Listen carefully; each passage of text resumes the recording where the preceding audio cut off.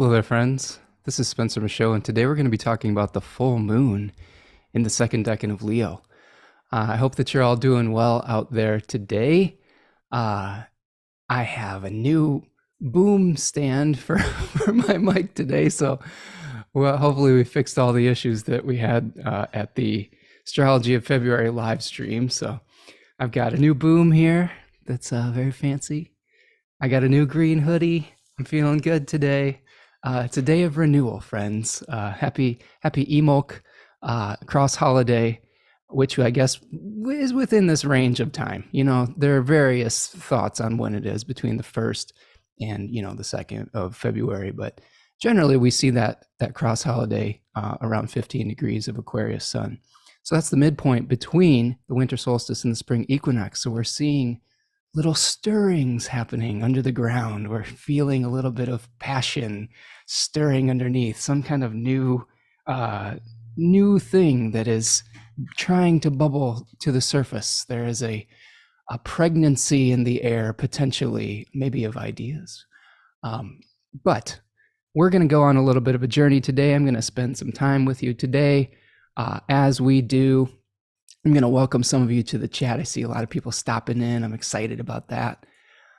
Let's see. Rachel is here, stopping in from Ireland. Hello, Rachel. Nice to see you, friend. Maybe you could tell us a little bit more about Imok or Imbolc. I don't know. There's some different pronunciations of it, but I'm starting to learn more about those pagan cross holidays and having a new interest in that and being able to connect with the spirits of nature.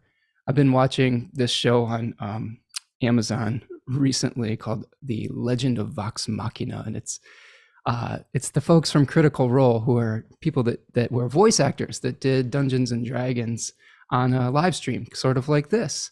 And it's just, piquing my interest in magic and in connecting with nature and bringing just a little bit of beauty and grace into the world. But I know that a lot of those games are based on real spiritual traditions, and I think that there's a way to connect those and to bring some of that magic into our life. So this is what I'm going to ask for the community today. Put all the resources you have about like tree magic, herbal stuff, like the history of Celtic and Druidic mythology. If you've got resources, put them in the chat. That's sort of my Ace of Wands passion for the day. This is my card for the day.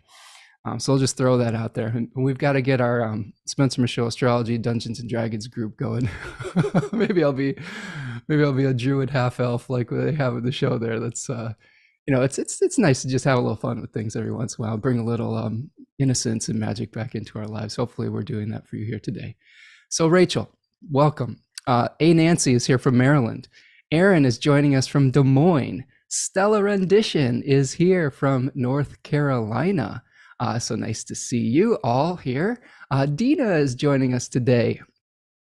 Rachel says, I'm having dinner as we speak, so I can stay for the whole chat. No excuses. All right. Well, Rachel, you're here with us today. Hannah Kuhari is here today. Hello, Hannah. Nice to see you, friend. We were talking about some audio stuff the other day. This is the fancy SM7B, the Shure SM7B microphone, if you're interested. I'm always excited to share all of my new audio things. Being a musician, sound quality was important to me. So a lot of times people come ask me for advice. What's going on with your setup there? This is a Shure SM7B microphone with a cloud lifter, which is a signal booster plugged into an audio box that goes into your computer. So that's what is getting us the dulcet tones today. And of course, we have this beautiful new boom mic. You see, it's from the Rode company, but yeah, I'm excited about it. So, welcoming a few new friends here again. Hannah says, your new purchases feel perfect for celebrating on Venus's day. Yes, right? I've got Venus's color on. This is, forgive me for my Taurus moon, going Taurus moon today, because when I find things that I love, I'm going to shout it from the hilltops. This is a hoodie from a company called Ohoo, O-H-O-O. And it's a slim fit, and it's very lightweight, and I love it, and it just feels so good. I've had a hoodie that I've been wearing, a green hoodie, for about 30 years. Like, that's another Taurus thing where you find something you like, you'll wear it until it's like threadbare. And I love that hoodie with every inch of my being. It's sort of like that Adam Sandler song where he's like red hooded sweatshirt. Well, I was doing that with the green hooded sweatshirt. But I found one that I really like here, and I went and ordered like 4 more of them in different colors. So you'll be seeing the different Ohu hoodie colors on the channel. Okay. So Lynn is here. Hello, Lynn, signing in from Vermont. Alley Cat is here. Hello, Alley Cat. Mad Hippie's Life, Deb is here, joining from the car, doing a small hike. Good, get some motion in today. My new chair isn't here yet, so I can't gush about my new bouncy office chair yet. But yeah, that'll come in due time.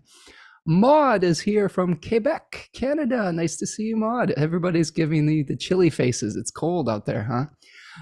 Cosmic Animal is here from Kansas. Hello, friend. Oh, let's see. Lynn says astronomical EMOC is on February 4th this year in the U.S. Eastern Time. Okay, good. So we didn't miss it yet. That'll be tomorrow. This is a thing of mine because, Saturn. All right, so we'll have some discussions on that today because I'm having a new interest. Whenever my mind gets a light on a new interest, you'll see probably 20 books in a stack about it, and I'll just be like, oh, I'm really excited about this. So I love when a new passion, a new interest gets ignited. Carolyn Perkins is here from Central California. Nice to see you on a sailboat in Monterey Bay. That's fun. I wish I was on a sailboat right now. Tadia is here. The Finnish fan club is here. Hello. Let's see. Stellar rendition. Okay, I already said hello. Illis J is here as well. Saying attention to microphone quality is very appreciated on the listeners on my end, in my opinion. Well, I also have a new microphone cable that's hooked up to my mic today because this new microphone boom did not come with the cable. So I'm using one of my fancier mic cables that I used when I performed gigs. So maybe that is hopefully even improving the sound quality even further. Let's see. Darren is here. Hello, D. Nice to see you, friend. And Janet Goodspeed is here. Janet just completed her new talismanic jewelry based on the tarot for the Chariot. And I believe there was another one. What was the other one, Janet, that you were working on? You had 2 really cool ones. I think it was Judgment. No. It was the Chariot and something else. But very, very cool stuff. Very, very good stuff that you all should check out. What is it? Good Sigil. Sherilyn is here. Hello, Sherilyn. Hello, Spencer and friends. So nice to join you from John Day River Valley in Eastern Oregon. Yeah, Sherilyn, you have some beautiful space out there. I remember you showed me some pictures of where you're at. Just a gorgeous, gorgeous space. Okay, friends. Yes, Hannah says your Venus and Gemini is extra chatty today. I'll tell you what, Hannah. I took a shower right before I went online here today, and I cleansed off all the negative energy that had been building up for a few days. And I think that just the cleansing power of water on a Venus day can make for a really good feeling. And one other thing I've been trying lately is ending my showers with cold water, and that will wake you up. It's very good for your skin. Like in the winter, your skin gets real dry, and when you use super hot water, it opens the pores to allow all the moisture to escape. But you end on cold, closes those pores right up. It makes your skin feel good. It's good for your hair.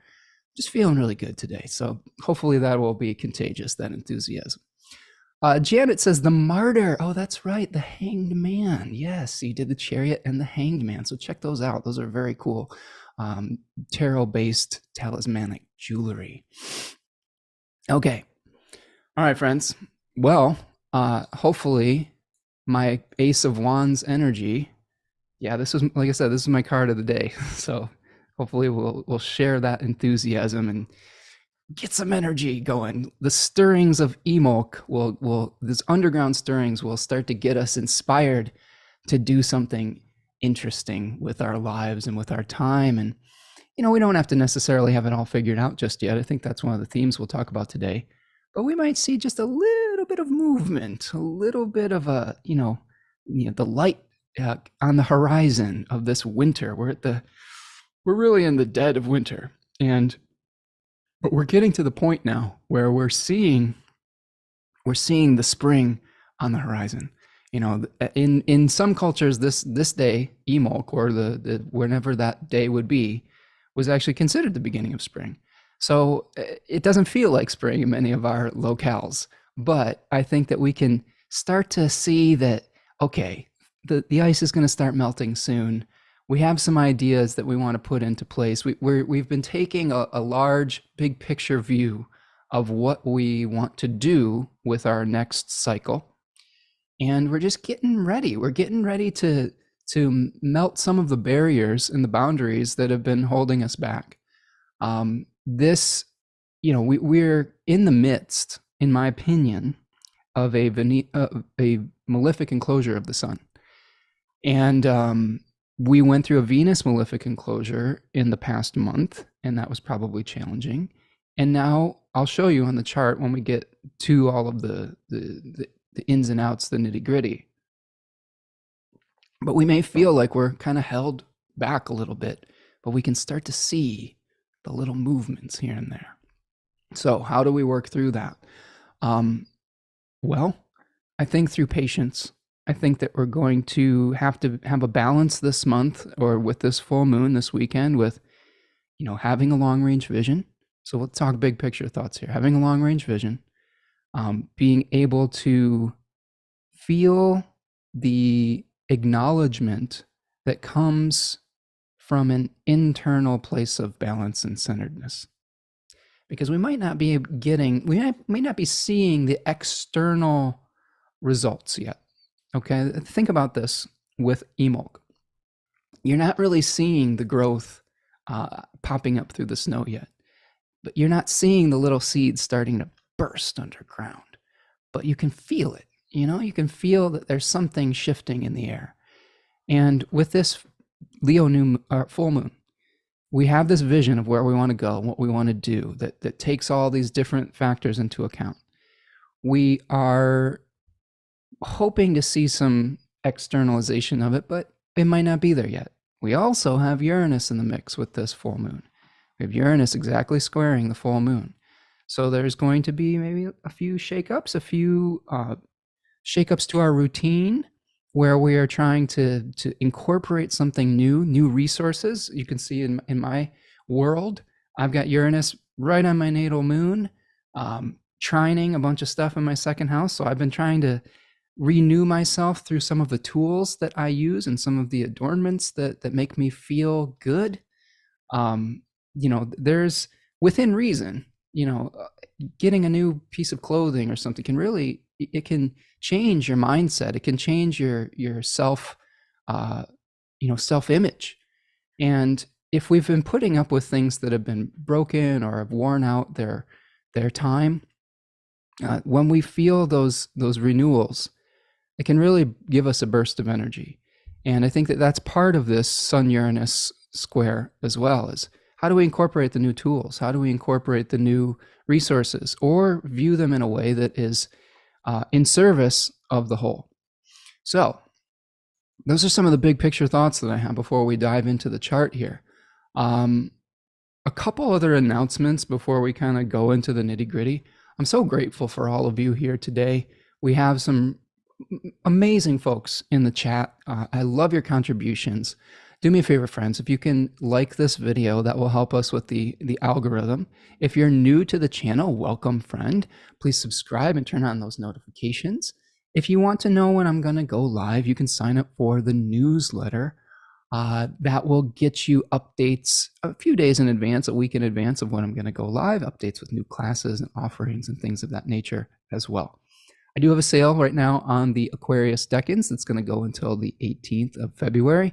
So if you are really vibing with the tarot, the fixed stars, the planetary decans, the myths, I have all of that wisdom consolidated in 2.5 to 3 hour lectures for each particular sign on the store on my website, so you can check it out there. So again, 20% off of that. You can find that. Also, I'm going to be doing a free talk for the Nightlight Astrology Winter Speaker Series on February the 12th at noon. So the day of the Super Bowl, I'm going to be talking about stars and cards. So I'm talking about how to incorporate the tarot into your astrological practice. So it's just building on some of the work that I've been doing in the past, but I have some new insights. I've been diving deeper into the tarot as well. That's been another one of my explorations of late, in addition to trying to learn about the cross holidays, the pagan holidays, the ancient Druid culture and Celtic myths. That's another area of interest. But the tarot, I've been really learning about the decans for about 4 years now. But I think there's even more depth to go into. I'm nervous because I'm starting to have an eye for new tarot decks. I feel like I know the Rider-Waite fairly well. Like, there's always more to learn, but I feel comfortable with the Rider-Waite now, where I'm starting to be like, oh, maybe there's another cool deck with some new art. And I know that could turn into one deck could turn into 50. So I have to be careful with that. But that being said, if you want to contribute to my newly forming tarot deck addiction, you can make a donation to this show with $sign in the chat. It's called a super chat or a super sticker, or you can make a donation at buymeacoffee.com. Okay, let me look through the chat here. Let's see. Hannah says, I'm here for it, friend. Your happiness is contagious. Well, good. I hope I can spread some good cheer out into the world. I think we need that. Rachel says, our ancestors would laugh with us with our comforts and central heating, and now needing deliberate cold exposure as well. Yeah, right? We've become soft, haven't we? We need to kind of toughen up with having some cold and grounding ourselves. I live on the second floor of a very old house, and that's one of the challenges I've been trying to work out, is how do I ground myself regularly living on the second floor?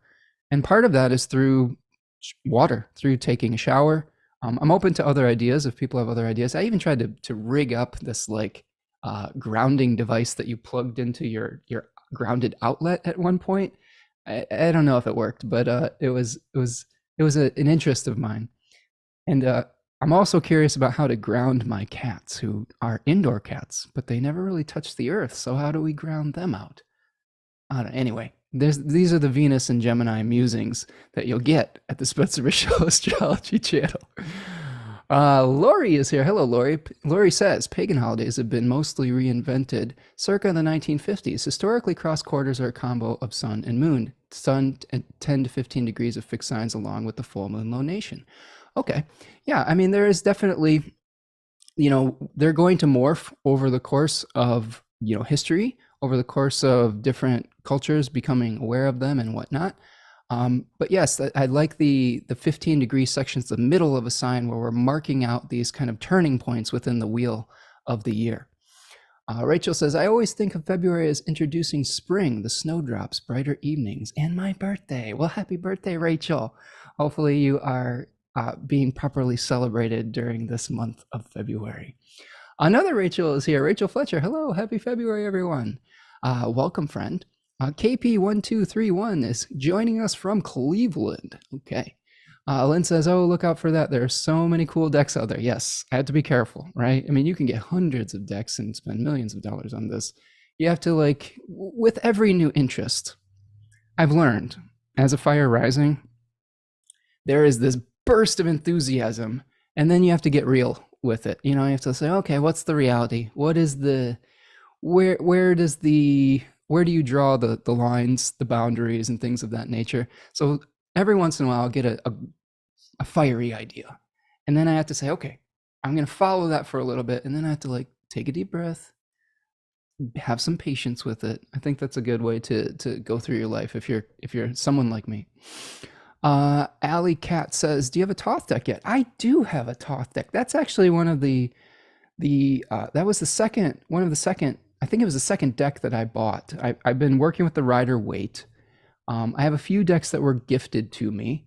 I have Benabel Wen's new deck, and I do have the Thoth deck that is on my shelf because one of my favorite card slingers, T. Susan Chang, talks a lot about the Thoth deck in her Fortune's Wheelhouse podcast, and I thought I should have one of those. to work with. So yeah, that's a good call. Okay, Rachel says, I can't recommend the Decans of Aquarius webinar high enough. It gave me a whole new perspective on the sign. Well, thank you, Rachel. And I hope that that brought you some clarity being an Aquarius native. I'm just trying to add some knowledge and channel some wisdom out into the collective. And mostly these are my explorations and just sharing my journey and sharing the things that I'm learning. So I am so, so grateful that people are finding those useful. Oh, Janet says, uh-oh, be careful about the deck addiction. It's a damn slippery slope. I know everybody's going to chime in and be like, oh, I've got a whole bedroom full of decks now. Like I know I have to be careful with this. I have my eye on the Druid Oracle animal and plant decks.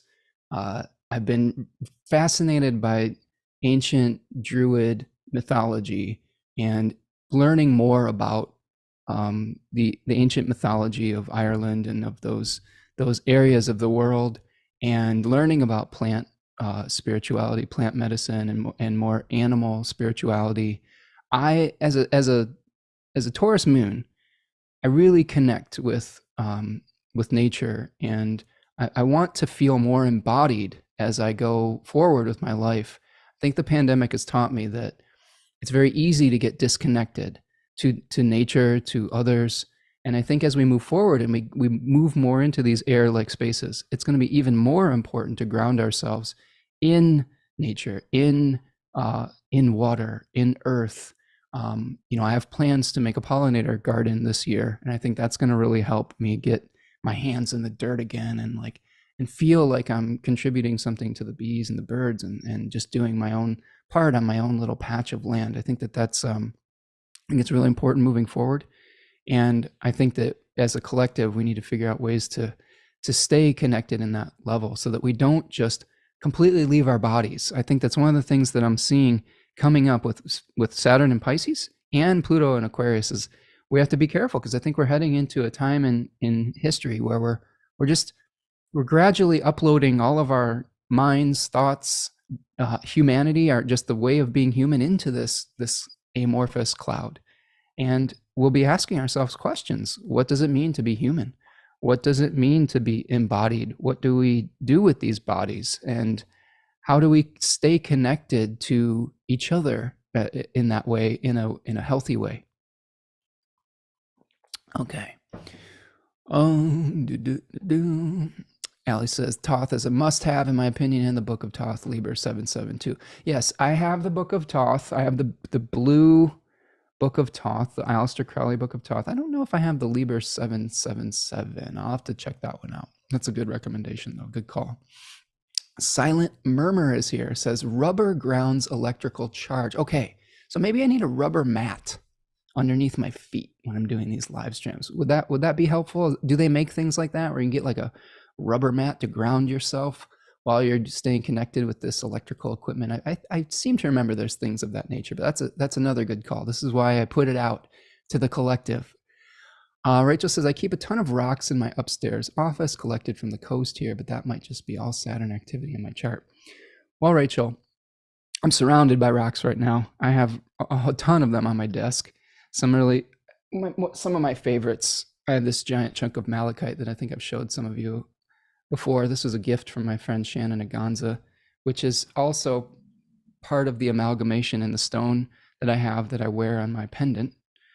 The other being lapis lazuli, which I have a lot of on my desk as well.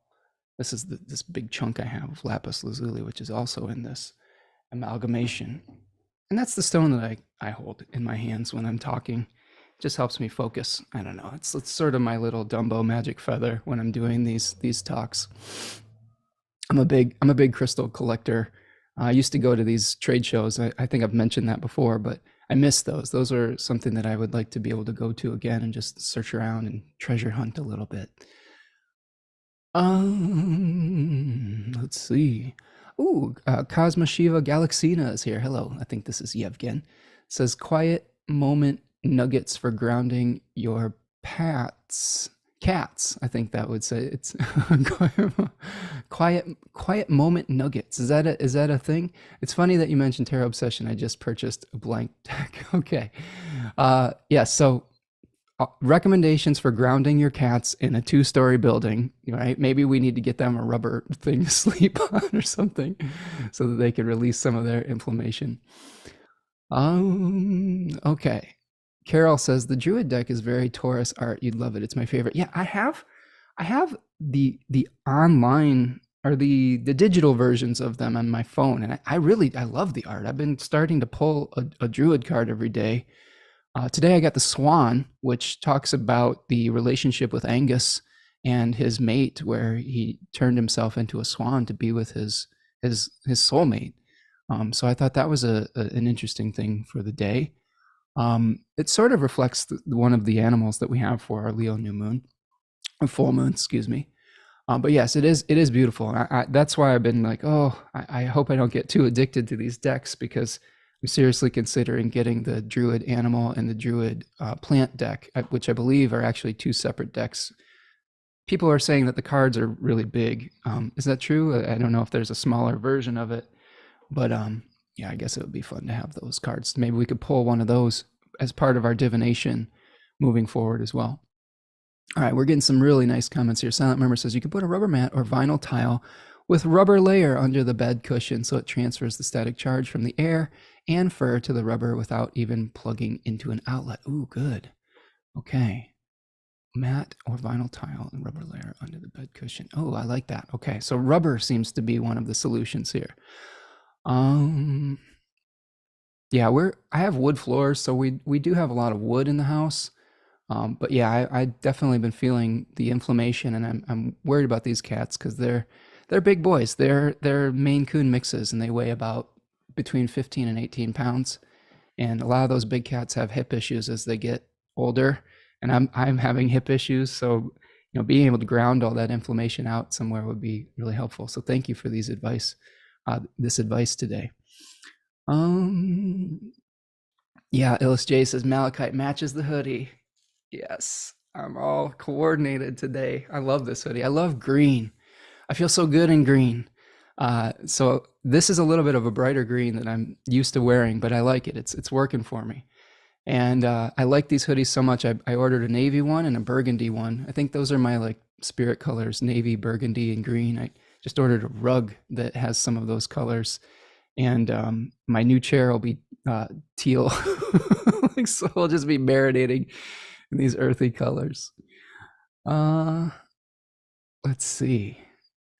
Cold water brings some endorphins if you can stand it. Yeah, Dina, it does. It makes you feel really good. I think that's the vibe that you're getting from me today. Is I just like finished my shower cold, and all the endorphin rush is just, the happy chemicals are just coming out. Silent Member says it helps a lot to keep the static charge out of the air, and then don't drag feet on the carpet. Also, spraying water into the air spreads the charge out so it won't spark. Okay, good. And yes, I do have cat grass. Hey, Nancy, that's a good call. I do have cat grass for them. Okay. All right, friends. Well, we've gone on a little bit of a journey. I love spending time with all of you, and I love all of these suggestions. This is the reason that I do these things live, so that I can hear your thoughts, I can get all these suggestions, and we can kind of hive mind some of these things that we're going through. So, friends, thank you for your suggestions with the grounding energy, taking care of my little fur babies. I'll have to have them make an appearance at some point on the channel. I don't let them into this room that much because there's some plants in here that are sort of poisonous, and they get real curious about the outlets that the Wi-Fi is plugged into. So that wouldn't be the best thing to do.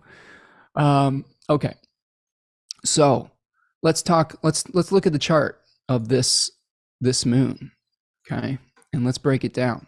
So great suggestions for tarot, for grounding, for keeping ourselves healthy with the cold showers.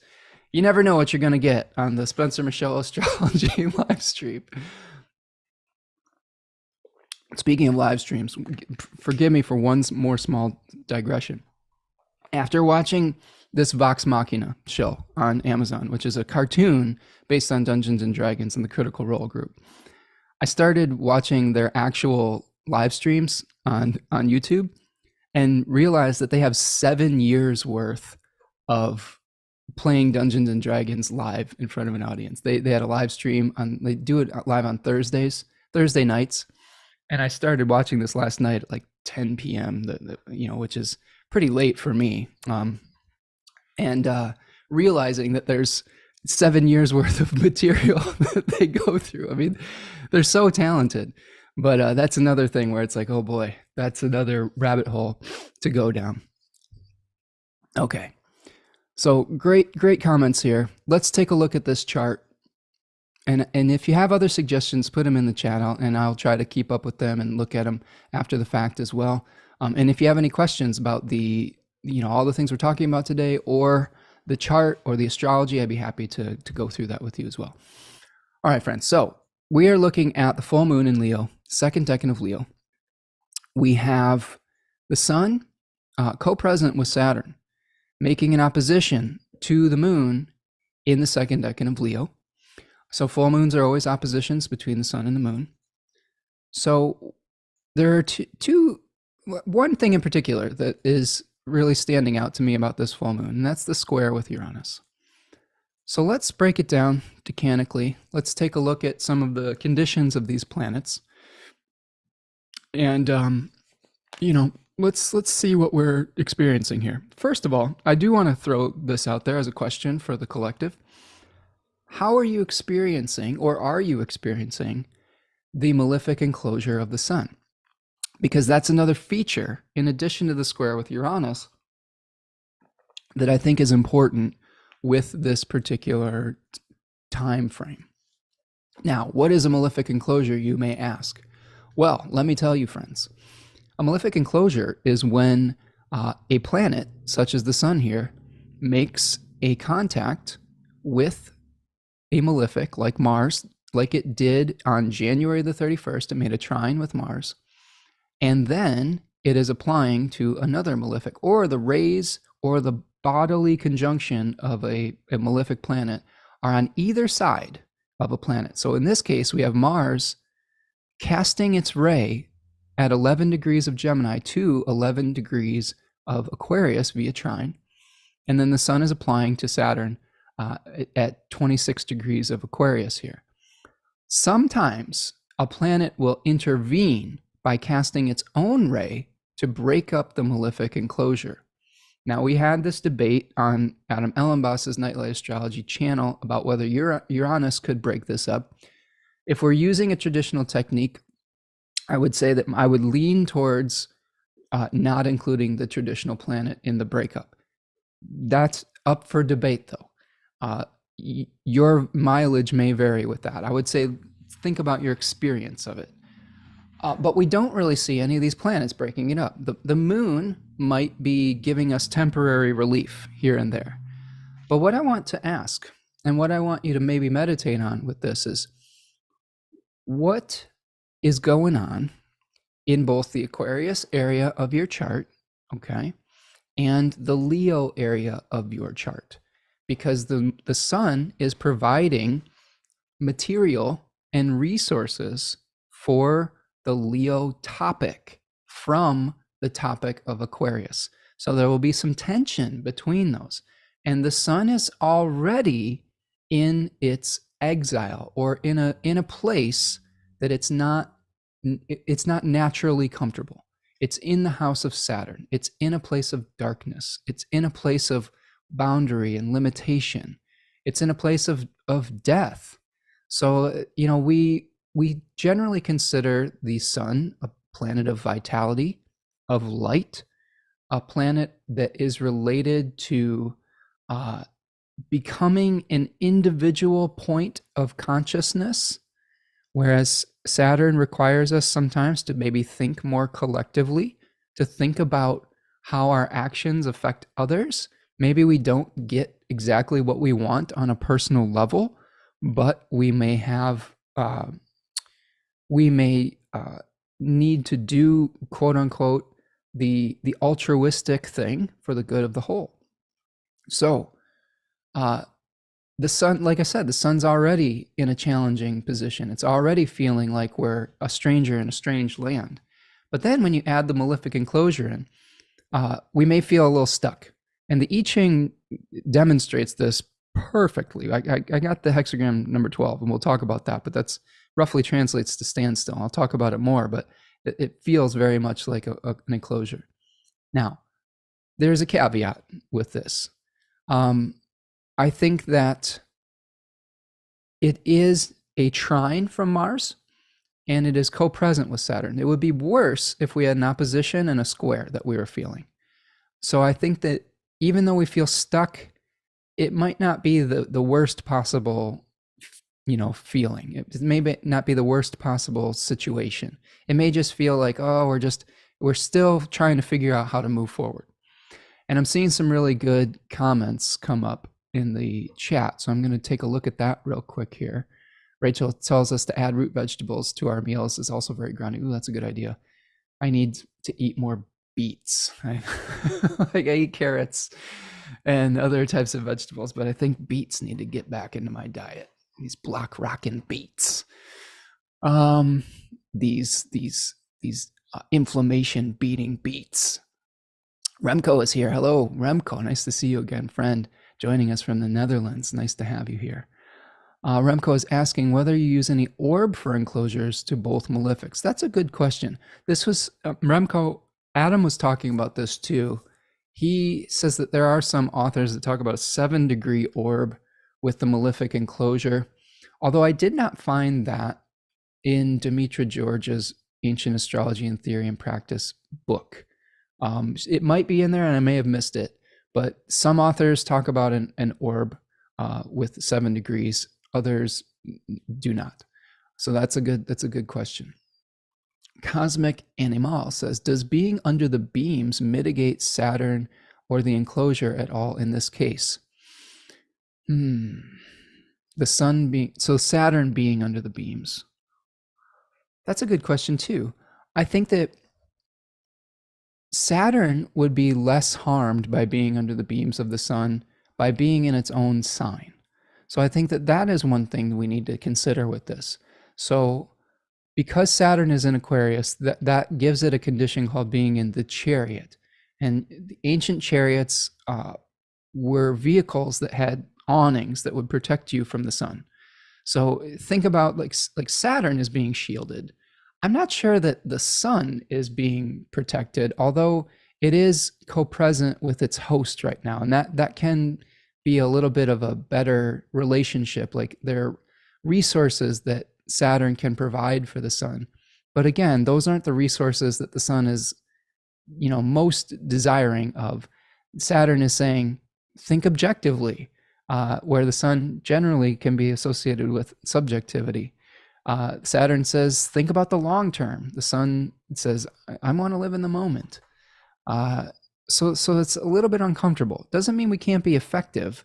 It just means that we have to do things in a little bit of an unorthodox way. This is some of the reason why we get those unorthodox significations with Aquarius placements. Much of it is due to the exile of the sun. Okay, let's see. Yevgen says, sun will be on my Pallas Athena and the moon and my Isis in Leo. Uranus will trine my natal moon. Ooh, you got a lot going on there, friend. A lot going on. Rachel says, yes, I've noticed this enclosure between the 8th and 2nd house in my chart. So, Rachel, I'm assuming that's where Leo and Aquarius axis would be. So, yes, I think that, good. That's good to see that there's other folks that are kind of experiencing this. I know that's probably not fun, but I'm curious about the technique itself and if the technique works. And yes, we've got to live through the experiences, but when we find a technique that works, then that will prepare us for the lived experience, I think, a little bit better sometimes if we can see it coming and say, yes, that's something we should be paying attention to, and how do we deal with that? Okay, Silent Members they've got all the grounding techniques. I love it. Misting your plants once or twice daily or spraying your clothes or face a bit also grounds electrical charge so you don't become a heat sink. Oh, good. I don't know how well my cats would enjoy being sprayed. They actually don't like being sprayed with the spray bottle, but yes, maybe I should just like I have one of those like gloves that you can pet them or groom them with little like rubber, they're not like sharp, they're little rubber spikes that you can groom them with. Maybe you spray a little water on that and get them a little wet, like you're grooming them. Maybe that would help. Illis J says, enclosure, this Arctic ice wave over the USA. Yes, yes, good catch there, Illis J. Yeah, we're just, the sun is having difficulty bringing that warmth and vitality. It's being held in check, right? Exactly. Stefan, the Jupiterian, is here, helping this Leo full moon will help you get your groove back. Okay, I hope so too. Okay, looking for comments. Carol's been making shredded raw beet, carrot, and apple salad. Ooh, that sounds good, Carol. That sounds good. I'm gonna make some of that. Silent Murmurs just got all the recommendations. Drinking water also grounding as it neutralizes acidic pH. Remember, electrical charge is protons, which are acidic. Well, I've got a big glass of water right here. I definitely, that's my drink of choice. Sometimes I will drink some mate tea if I need a little boost. And then every once in a while, I'll drink these these little protein shakes to keep me going. But yeah, water is an important part of my diet for sure. I've been eating, my lunch has consisted of some apple slices, some Dubliner grass-fed cheese, a handful of almonds, and some white mulberries with a little bit of sauerkraut. So that's my little like charcuterie lunch that I've been doing, which I've been really enjoying lately. That's been really giving me life. Okay. Silent Murmur says, maybe the internal sun is being protected like the candle in the lantern illuminating the darkness. Ooh, that's a good observation. That feels very Emolk, right? That feels very like in the belly, which is what Emolk traditionally means. It was the time of year where the ewes or the sheep were pregnant, and maybe it's also related to Saint Bridget, which is a fire goddess, right, or a fire deity. And I like that, where maybe we're holding this little spark and protecting it so that it can finally get to a completion, right? So maybe we can use this malefic enclosure to protect our light. I love that. It's a very good observation. Man, this is the Silent Murmur show. And I love, what is this picture you have here? That's a nice little teal kind of thing. I love that color. Maybe due to our lantern, the internal sun is liberated by expression through matter being made possible. Okay, good. Rachel says, doing some stretches outside in your bare feet. Oh, well, Rachel, do you have snow where you're at? Because I do. That's a good reminder to get up and do some stretches. This is probably a good time in the show to get up, stretch your legs, move around a little bit. I've been trying to do that more and model this behavior as I get into my 40s. It's important to move our bodies, get grounded, drink some water, shake it out. Does it sound better today? I feel like the sound feels better in my headphones today. Maybe it's this new microphone cable, but it feels like the sound is clearer, like there's less static for some reason. I don't know. I'm digging it. Maybe it's just my mood, but I hope it sounds as good out there as it does in my ears today. Okay. Rachel says, I used to make a Bridget's cross each year on February 1st. It's very easy and you can hang it in your office. Ooh, very cool. Do you do that? It's made out of straw. Is that correct? Yeah, I've been doing some research. I'm open to your favorite books to learn more about how to celebrate these cross holidays and learn about the mythology. I'm a book collector, and there's this series of books that has been advertised to me because they can tell I've been searching for this, but I'm not sure if they're the best versions. There's just a whole set with all the cross holidays. But if there's authors that you like, I know John Michael Greer has a lot of stuff about, I believe that's his name. He did a version of the Picatrix, and he also teaches Druid lore. But if you have other authors that you like, there's another guy named Philip Carr Grom, I think, who he's the one who made that Oracle deck. I've been looking at his books and seeing if I should take the dive with some of that. Rachel says those crosses are made of rushes. Rachel says the sound is nicer, and I'm pretty sensitive to that kind of. Oh, good. That's exciting. That is very exciting that we're even upgrading the sound quality even further. I'm into it. Okay. So let's refocus here. So we were breaking down the malefic enclosure of the sun, which is one of the features of our full moon, of the time that we're going through here.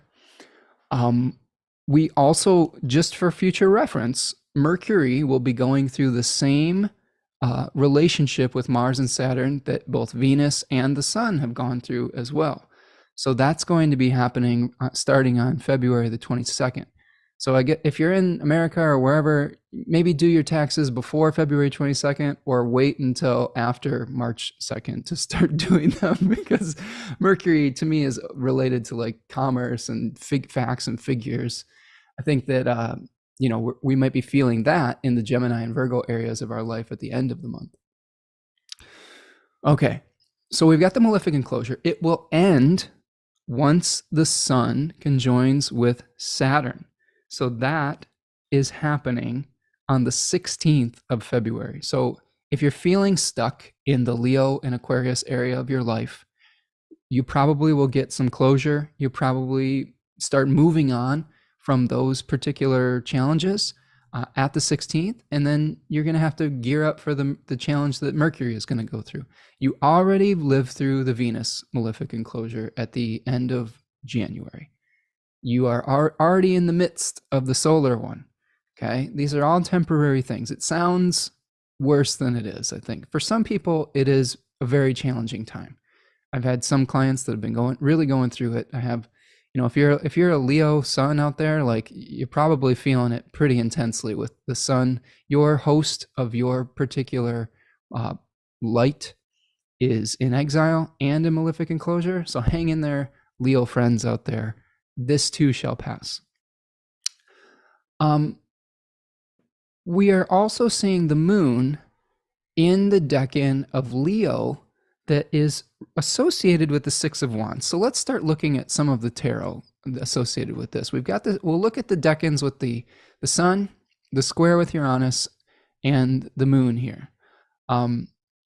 Before we even get to that, we do have Mercury heading into a conjunction with Pluto. So there may be some organizational things that you need to deal with, like how you handle your responsibilities, how you administrate your authority, and maybe how you utilize your resources. There may be some challenges coming with that, with the Mercury coming into conjunction with Pluto. The good news is that Venus is exalted right now. So even though we had a really difficult period of time with Venus a few weeks ago, she should be doing pretty well right now. I've been feeling pretty good about Venusian things. Again, this is a great time for, adornments. What I will say about Venus and Pisces and this chart and just this time period, oftentimes we think we want something and Aphrodite has a better plan for us. I don't know if it's something in my chart or if it's a Venus and Pisces type of thing, but I will often think that I will order one particular thing and then it won't turn out to be the right thing, and I'll get kind of upset about it and have to send it back, and then it'll be the right thing. This happened with this mic boom arm. I ordered one that was really nice, but it just wouldn't bend the right way, and the whole arm was like in the shot of the video, and that was very unappealing. So I sent it back and got this other one that is actually just way nicer and way better and much more functional. Same thing happened with my chair and with these rugs that I originally got a few months ago. Like I got a color that I didn't like and I sent it back, and the one that I got after it was just, I just was so in love with it. So I think with Venus and Pisces, allow the things that you fall in love with to happen. You don't have to force it. And even if you make a quote unquote a mistake, this is something that I'm learning that I think is a really important piece of wisdom. Don't get too upset about the quote unquote mistake. oftentimes that's just helping you get closer to what is really a part of your heart and what you really will fall in love with. And this is true for relationships too. It's true for jobs. It's true for any experiences where when you experience something that you don't like, it starts to help you understand what would make you happy. And I think with Venus and Pisces, that's how she's working. She's saying, you know what? Let go of your expectations. Let me bring you the most wonderful thing, and don't dictate the terms. This is what happens when we have Venus in Virgo. It's fall. Is oftentimes Venus in Virgo says it has to be this certain way, and that sometimes blocks the energy of Aphrodite to be able to attract that which is in your best interest. So allow it to happen at this point. And again, Venus in Pisces is also bringing us the beauty of water and the cleansing, cathartic energy that comes with taking a bath or a shower or grounding ourselves outside or things of that nature. So I just wanted to put it out there with all the challenges that we have with the sun in malefic enclosure, with the opposition, with the moon and the square with Uranus. We really do have some beautiful Venusian energy right now. And I think that's sort of a saving grace within this whole chart. Okay. Okay. Other parts of the chart. Jupiter is in Aries. Jupiter is encouraging us to make new starts, to learn new things, to individuate. Again, we may be feeling the stirrings that want us to move forward right now, but we're still waiting for the match of the spring equinox. I think that once we see the spring equinox happening and then the Jupiter cazimi that happens, a few weeks after the equinox, you're really going to see that interest, that passion, that individuation start to take off. So we're still in the planning stages right now. I think that, and that's really important, to be patient with yourself around that. Okay. And then of course, Mars has been in Gemini forever. And we are trying to eliminate options and eliminate distractions. We need to explore, but for the specific purpose of saying, this doesn't work for me. We need to let go of this. This is something that we can cut out of our life. So do the explorations, but then don't be afraid to make a choice. And again, the choice that you make can, even if it doesn't turn out the way that you envision, can lead you to the choice that will make you happy in the long run. I think that's very important. All right, I'm going to look at the chat here. The chat song, dude. This is me reading the chat. Kate Louise says, yes, Leo sun here. Being a silent hero in my own story right now. Oh, Kate. Well, I'm a Leo rising, so I feel you. I'm just experiencing the malefic enclosure as I have a lot of work to do, and there's certain interests that I want to be able to pursue right now, but I have other responsibilities that I need to do first. And sometimes that feels like you're trapped in it. But it's not really. You just have to shift perspectives a little bit. Like I have a lot of work to do still, I think, for that webinar that's coming up, because I tend to I think I over prepare for things. And I think part of my Venus and Pisces lesson is not necessarily having to do that every single time. But you want to put your best foot forward when you have a responsibility. And what that means is that some of these other, Ace of Wands, new passions, I might have to put those on the back burner for a little while I take care of the things that I've already committed to. And that is okay, right? That's just one way to experience a malefic enclosure of the sun if it's your first house ruler, in my case, the example of that. You have responsibilities that you have to take care of before you can follow that passion. Although the tarot is still my passion. So, it's just a slightly older passion, right? An idea that was sparked maybe a little bit longer ago. And that's the challenge with Leo, is that sometimes we want to follow what we're passionate about right now. And Saturn says, nope, you made a commitment to this. You need to do the thing, to carry something to completion of what you started in the past. And that sometimes can feel heavy. That can feel like a heavy burden and responsibility. But when you shift your perspective and realize that every beginning, right, you felt this passion in the beginning. And really what we're learning here is delayed gratification. Okay, this is something that's very difficult for us to deal with in our society now, because we have this like desire to get everything instantaneously. We can press a button and we can have clothes tomorrow. We can have new things delivered to our doorstep. We can, if we need some dopamine, we can go on social media and get a like or something like that, or watch a video, or we can play a video game. We have snacks and all these things. And it's difficult, I think, for us in these modern societies where we've been trained. Now, don't get me wrong. We are trained by late stage capitalism to feed the dopamine beast, right? They are literally training marketers to tap into that desire so that you keep buying things and you keep doing things of that nature. Now, I have mixed feelings about materialism and things like that. I'm allowing myself a few new things, which is hard for me. But I think that it's okay to like take care of yourself, right? Within reason. But again, delayed gratification is what is needed during Aquarius season. And that might be part of the challenge with this full moon, okay? Is you might want to do something that is reflective of your passion, that is reflective of a new spark of an idea, Jupiter here too. But you've got these responsibilities. You've got to wait. And this may be shaking your routine up a little bit with the Sun square Uranus here, okay? You may have to utilize your resources in a slightly different way. Okay. Let's see here. Allie says, just going back through, I'm making torches right now. Got to help keep that fire going strong. Ooh, cool. I say a prayer to Hestia every morning. This is kind of that's my hearth fire goddess that I work with, and I always ask her to help me pass on sacred wisdom and keep the flame of wisdom alive and help me be a channel for that wisdom. Hannah says, I thought the only appropriate way to do taxes is the week before the deadline in a panic. Yes. Oh, I've done that many times, Hannah. I wouldn't recommend it though. As I get older, I'm realizing that type of stress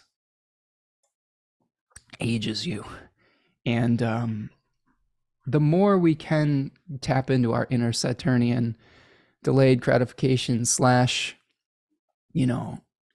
paranoia, foresight, and thinking ahead and doing it a little bit at a time, the better, I think. It's hard though. I will admit, when you have multiple responsibilities in your life, professionally, with your family, with your, self-care, oftentimes we have to prioritize, and things will be put on the back burner. If it isn't immediate, we say, okay, I can't deal with that today, right? And sometimes it can be very difficult to figure out what is the most important priority and what isn't, especially when we have projects where we underestimate the time that they might take. So, working ahead can be really good with that. I feel like I'm in a constant effort to buy myself some free time. Like I try to work ahead, so I buy myself some free time. But my problem is I keep filling the space that I create with new things to do that are new responsibilities. And I think that what would be healthy eventually for myself and for the collective is leave the space. Don't feel like you have to fill every single space that you create by working ahead. If you're inspired to fill that space, more power to you. But I think that there is some wisdom in just letting things lie for a period of time, just to recharge your nervous system on some level.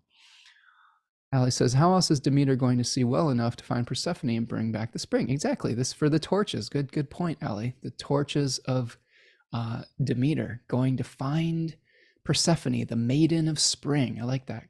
Good stuff there. Okay. Silent Murmur says, we remain in self-control when we yield, while surrender can be self-disempowering, for example. Yeah, the I-Ching talks about this a lot. Like There is definitely times to practice stillness. I got this hexagram not too long ago, number 52, which is the mountain, and learning how to still the mind and, exactly what I was talking about, where you don't necessarily have to do anything. You just can be. And if you do that consciously, you're right. That is a sense of self-control instead of feeling like you're a victim of that circumstance. You can choose to be still rather than just having it forced upon you by burning yourself out, right? Let's see. Such good comments. Carolyn says, I have Leo rising with Saturn in the first and woke up feeling very serious this morning. Not just somber, but big responsibility now. Yeah, probably a lot of things that are coming together, a confluence of events with this full moon in our angular houses, Carolyn. Silent Murmur is expanding on their self-control thought. That is to say, instead of viewing our circumstances surrender, we should just flip it around to our most advantageous view possible. Okay, good.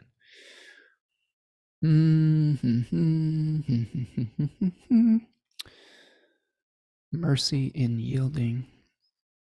Okay. And Allie is saying, I've been cooking meals on a cast iron skillet in my hearth recently with the help of Hestia. Ooh, good. That's a great way to embrace the deity using that fire to cook and to provide sustenance. Okay. All right. Let's go back to the chart. And I'm trying to get to as many comments as I can. They're just, thank you so much for your comments today, everybody. But let's go back to the chart for a second here. So let's break down these decans. We've looked at the chart. We've looked at the energy, the opposition, the square. We've broken down some of the other planets in relationship. Let's look at these cards. This is sort of some of the techniques that you would learn in the Stars and Cards talk that I'm going to be giving with Nightlight Astrology, and you'd be learning these with the Decan webinars that I have for sale in my store as well. So we have the Sun in the Decan that is related to the Six of Swords. And you can see that a figure is being carried across a body of water. They're being punted from one shore to another. So this is a card of transition. This is a card that's ruled by Mercury. Okay, this is Mercury in Aquarius. You could think of it on that level because that's the Decanic ruler. So Mercury in a Saturn-ruled sign is challenging our ideas and forcing us or encouraging us to have innovative solutions to some of the challenges that we have.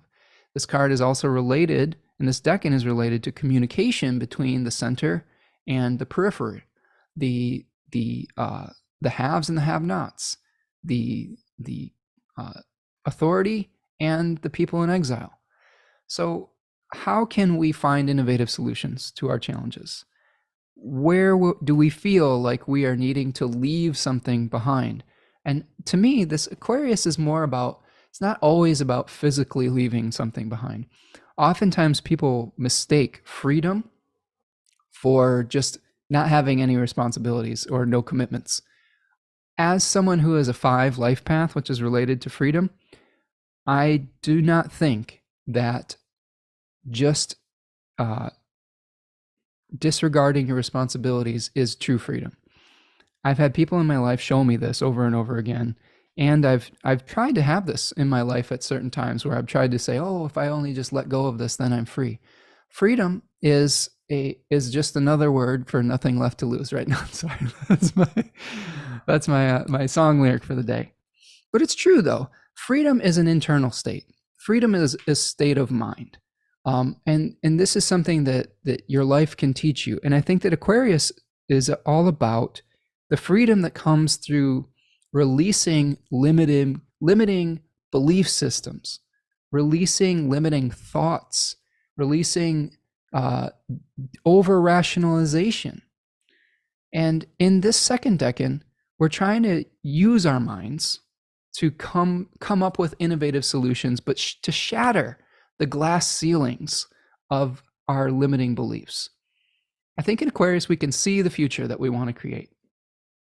But because it's a Saturnian sign, oftentimes we start to bump up against these things. Well, I can't possibly do that because I don't know. I just don't believe that it's possible. I can see it, but that's not for me, or I can't do that. Or I have some limitation in my life, or because of who I am and my circumstances, or things of that nature. And I think by the end of the Aquarian Decanic story, we see someone who is just finally saying, I'm going to take with me the ideas from experience that shape my life, that are important, that are useful, and I'm going to leave behind all that stuff that isn't. And I think that this full moon could be encouraging us to do that, to start moving on from a limiting belief, a story that we tell ourselves that keeps us small, that keeps us from embracing our potential. I think that that's you see this a lot in the way that societies are formed as well. Some of those limitations are important. Let's have a balancing point here, because I don't agree with the new age type of philosophy where it says, never have any limitations in your life. Like you're limitless. On some level, that's true. When we have responsibilities to each other, we can't always get everything we want when we want it. Let me say that again. You can't always get what you want. But if you try sometimes, you get what you need, right? This is something I used to sing to my daughter when she wanted something in the moment. And we were learning the lesson of delayed gratification. I was like, what's the song that we sing? And she'd like murmur it under her breath, because like, I can't always get what you want, but try sometimes, get what you need. Like she was so begrudging about it. But I think that it's true. I think that there is a combination in this sign of new possibilities, of looking forward, but also of sacrifice, where we have to say, okay, what do we need to give up to make that future a possibility, a real possibility? What do we need to do to contribute to the collective and the whole, rather than just our own individual desires and needs? Which this question is going to become much more important as we move forward with Pluto moving into Aquarius. If you thought that the pandemic tested our ability to be kind to one another and take our own personal actions into account and how it affected others, with Saturn in Aquarius, get ready for Pluto to move into Aquarius, because Pluto is going to detonate a grander, I don't like to use the word, bomb with this, but it's going to make this feeling much more intense. It's going to show us, whether we pass the test or not. I've been saying that Pluto in Aquarius, to me, is related to how are we going to deal with climate change? How are we going to deal with, the collective of artificial intelligence, and like putting our ideas up into a cloud and then having them be shared rather than having them be individual points of consciousness? Now, regardless of the drum that I've beat on this channel about collective responsibility, there will be challenges that will come up around how do we maintain our individual light within a culture that requires personal sacrifice. That's a tough question. I don't have a great answer for that. I think that's actually part of the theme of this full moon. How do we maintain our individual consciousness, our individual rights of freedom within a collective experience? People are going to disagree on what that means.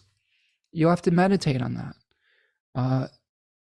But again, doing things for the good of the whole does not necessarily mean that you aren't a point of light, that you aren't a point of consciousness. And freedom doesn't mean I can do whatever the fuck I want, no matter if it hurts people or not. Okay? That's not what freedom is. That's just being a child. So how do we become mature adults when we're dealing with Saturnian times, which we are definitely dealing with right now?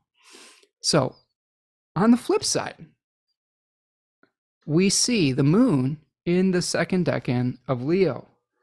Now, this is a homecoming. If we have someone who is leaving, a refugee, this is a card of the refugee, where in the Five of Swords we had conflict and defeat, where someone was leaving in disgrace. They were disgusted with an injustice, or they lost a battle, and now they're going off and going into exile, going away from their home, going away from the conflict. This card is about coming home victorious. This is a card of, it's called victory. So we're trying to balance out our need to heal from potentially a challenging situation, from a defeat, and to feel celebrated for our individuality, for who we are, for our creativity. This is the card of the parade after a military general comes home successful from battle. But it's not just an exoneration of that person. The secret thing about this card is that that parade is leading a procession to a temple of Zeus. It's leading a parade to make a sacrifice to the deity that brings order and peace. So there is also a hidden theme of sacrifice in this decan of Leo. The other thing that I would say about the tension of these two opposite cards and the decan of the full moon, sometimes it's very difficult when you are in an Aquarian, Saturnian place to feel appreciated.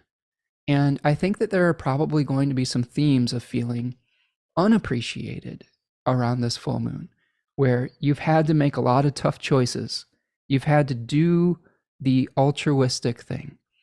And we all need validation. We all desire to be acknowledged for who and what we are. I think with Aquarius, there is an importance in being that light for yourself, rather than relying on an externalized audience to give you that validation. And, you know, there is even, you know, astrological materia that you can use. I really like this Regulus oil from Sphere and Sundry. I wear this fairly often. I love them. I love, you know, I love the stuff that they make, and I think that it's good stuff. And that Regulus oil speaks to the ability to have self-esteem and confidence that is unreliant on external validation, that is arising from just being your authentic self. And if you come into alignment with your authenticity, there's no need to try to prove that to anybody. There's no need for even people to give you feedback on it. If you are firmly grounded and rooted in your own authentic self, you can just be, you know, you don't need the applause. You don't need the parade. So I think that around this period of time, it's important to maybe, you know, give ourselves the validation that we need rather than looking for it from our communities. That's not a free pass to be abusive to other people. Like I think that's the key. That's the key that I want to make here. That's the thing I want to keep hammering home, is that you being your own authentic individual self should not cause harm to others. And being an individual point of light doesn't mean you shouldn't listen to others. Does that make sense? Like, we should continue to listen and take other people's opinions and viewpoints into account. When we stop listening, then we become autocrats, right? So how do we listen? How do we open up on this full moon to both the needs of the collective, our individual needs for validation, whether it's through our own, you know, self-esteem, our own self-validation, and how do we listen to our life? How do we listen to our community and try not to like get offended if someone has a different viewpoint? How do we maintain our objectivity while also shaking up the script, right? With Uranus here, let's look at this Uranus decan. This is Uranus in the Six of Pentacles energy. So let's let's just think about this planetarily. This, whoops, the Six of Swords, this is Mercury. Mercury in Aquarius, we could call it. The Six of Wands is Jupiter, Jupiter in Leo. The Six of Pentacles is the Moon, ruled Decan in Taurus. So we are trying to ask questions and find innovative solutions to connecting the center and the periphery. Okay, the center, the exiled, and the central authority. We are also trying to harmonize, bring peace, bring together. Jupiter is a planet that brings things together. It says, through my belief, through my faith, right? Maybe your faith in yourself. You will have that, you will be victorious if you believe in yourself, right? So we have to believe in ourselves while also asking how we can create innovative solutions. And also, how are we going to create the generosity, the gratitude that we need, the healthy rhythms? This card is about the rhythms of Taurus that are appropriate for creating success, the fertile ground. How are we going to innovate how we utilize our time, how we utilize our resources, how we utilize the ability to sow and to plant? Okay, this is one of the themes they talk about in 36 Faces, sowing and planting. Now I have the moon here, so like feeling this energy. The way I've created success in my career with the moon on the midheaven, I show up and I do what's necessary and I keep showing up. And I do what's necessary and I keep showing up and I keep showing up. This is the Taurus thing. You just keep showing up for your life. You don't overdo it. You don't underdo it. You just, the consistency. Now the moon can make things fluctuate. There may be some times where you feel better than others. There may be some times where your light is diminishing and you need to rest. There may be some time where your light is very full and you need to express. Okay, so you're going to be working through those themes with Uranus, that Promethean energy of something new that is coming into existence. So those are some of the tensions we're going to be holding as we move through this. I am looking at the chat here. Wow, lots of comments.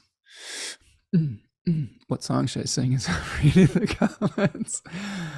Oh, I don't know if any of you saw the advertising I did for this, but I've found a way to like make these like video reels on Instagram now to advertise to please the algorithmic gods. And I consider some of my art now, and I always choose the songs that go along with it. And the song I chose for this one was Princes of the Universe, which was from the movie The Highlander by Queen, right? Like, I am immortal, I have inside me blood of kings.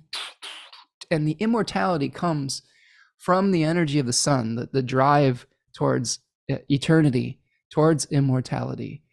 But also that song really, I think, reflected the loneliness. That movie and that song reflected the loneliness of immortality, which I think we could consider Saturnian and Aquarian, right? There, at the end of the day, there can be only one. And that's the lonely existence, because one is the loneliest number, right? All right. Maybe it isn't, though. I think that song might be a misnomer. If you're returning to the one, that doesn't feel like it could be lonely at all. Maybe you're just returning to the undifferentiated awareness, and we'll talk about that when we get into Pisces.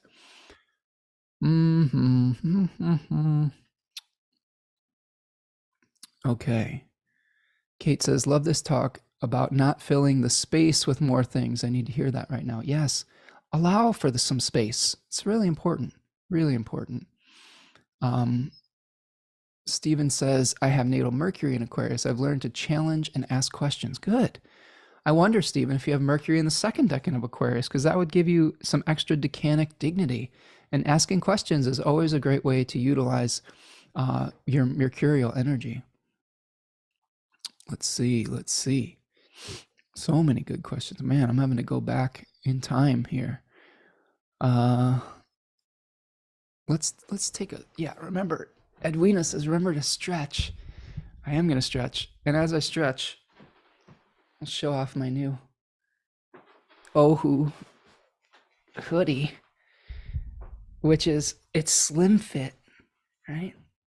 Right, there you go. So I'm stretching. Take this opportunity to take your own stretch break. The thing I love about this hoodie, see this? Secret inner pocket. Like, it's those little details, right? It's those little details that can be really just make something next level. Okay. So I'm reading as I'm stretching your comments, everybody. Janet, this is going way back, friends, but I'm sure this was like half an hour ago after my long Aquarian rants. Now I have Janis Joplin in my head. Freedom is just another word for nothing left to lose. Yeah, it is. I think you're right. Kate says, if Aquarius is an architect and the sun an ideal image, this is like redefining your image or narrative. Yes, exactly. And sometimes we need objectivity to do that, right? Sometimes we need to get outside of our subjective view of ourself to be able to tell a new story. I mean, think about this in the positive way. Let's say you get some feedback from your life, from your community, from your partners, from your friends, from your family, and it allows you from your teachers, and it allows you to see yourself and your life in a completely new way.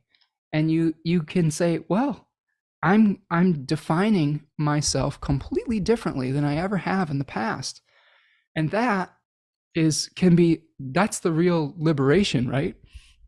When you can redefine yourself through a completely different narrative. And then when we get into the Pisces decans, that's when we're working with, I guess, the energy of the imagination, the energy of spirit, the emotional energy to be able to co-create with divine awareness, to return to source, to be able to tell ourselves a new mythological story. So Pisces is more about figurative language, symbolic language, whereas I think Aquarius is much more rational. So we have that transition that we'll be going from the head into the heart, into the emotional space. Many manifestation,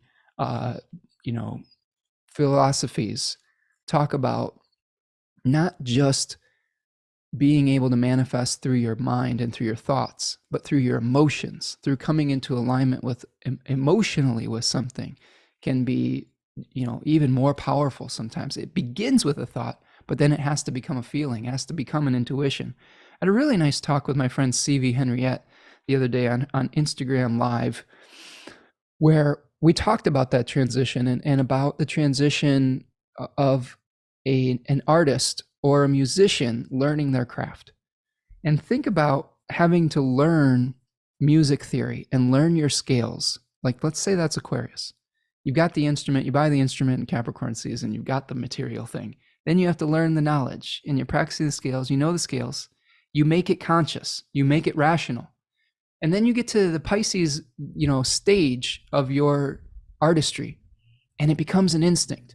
And you need to forget, quote unquote, everything that you learned. And didn't really forget it. You've just integrated it. You've united it, Jupiterian style, into your core being, into your heart. So that when you get up on stage, you're not overthinking it. You're letting the practice become instinct that comes out of you. So take this time period, this time, this full moon, this Aquarius period.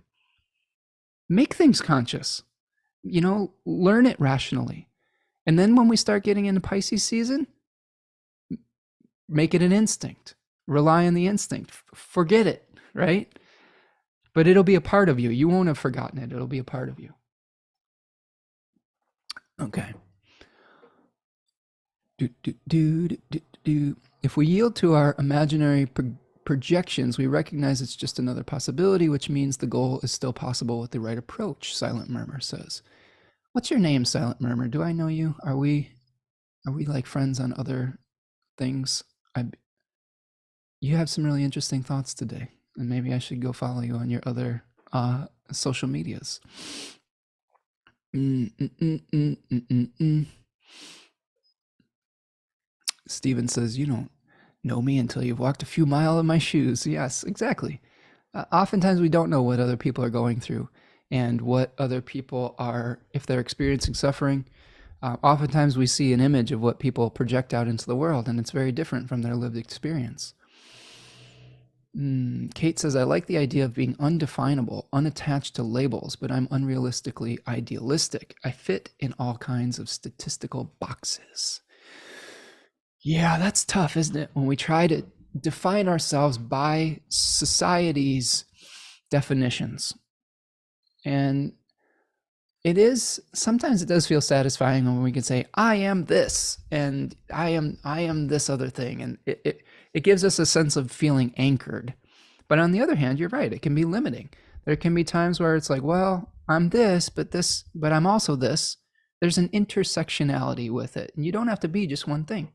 This is what I'm loving about this, my favorite book that I've been talking about. I don't have it with me here today, but The Flowering Wand by Sophie Strand, where the intersectionality of masculinity, femininity, of myth over time and space, of how one myth could be cropping up in one particular place and time, and it could be in some kind of form and adornment, and it could have the same essence as another myth that pops up in another culture that is speaking to the needs of those people in that time and space. So we have to be fluid with some of those definitions. If we get too attached to the definitions, that's when we fall into dogma, and that's when we get stuck. And this is the other thing about this full moon in Leo. These are the most fixed decans in the entire zodiac, the middle decans of the fixed signs. So the other advice I would have is that just try not to get too narrow in your definition of who and what you are. Try not to get too fixed in your routines and your narratives and your rational narratives that you have.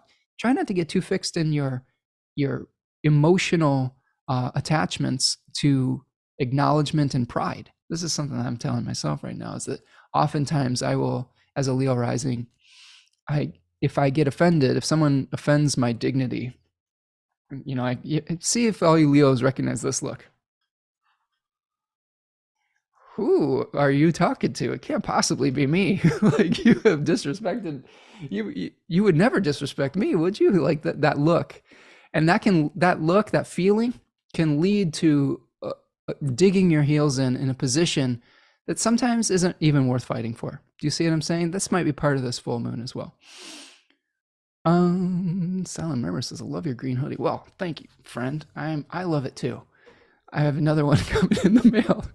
I've learned as a Taurus moon, if I love something, I'm just going to order like 3 of them so that I don't feel sad that when I inevitably wear it out, like 5 to 10 or 30 years from now, I'll just have another one ready to go. I should do this with shoes. Oh boy. Remco says, next to the victor with laurels in the chariot used to stand a slave whispering, look behind you, you are only human, in his ear. A sort of memento mori. Ooh, interesting. Interesting. And this is in reference to the 6 of Wands, Remco. It says, very Saturnian action. Remember, you too are limited and have to abide by Saturn's law. Yes, that's something that say it again, Remco, because part of being incarnated is inherently about experiencing limitations. We don't want to overdo it. It's about balance, right? We don't want to feel overly limited in certain ways, but we have to respect limitations as well.